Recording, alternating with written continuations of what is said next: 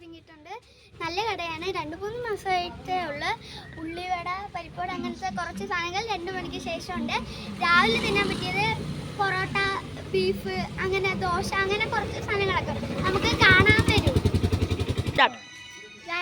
കടയിലെ ഓണറിനെ ഇതാണ് ജയമാമൻ. ഇവിടെ കുറെ അധികം പൊരിപ്പുകളുണ്ട്.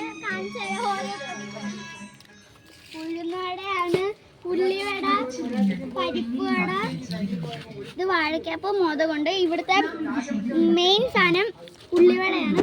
ഞാനൊരു ഉള്ളിവട തിന്നുകൊണ്ടിരിക്കുകയാണ്. ഈ കടയിൽ രാവിലെ ദോശ, പത്തിരി, അങ്ങനെ കുറേ സാധനങ്ങളുണ്ട്.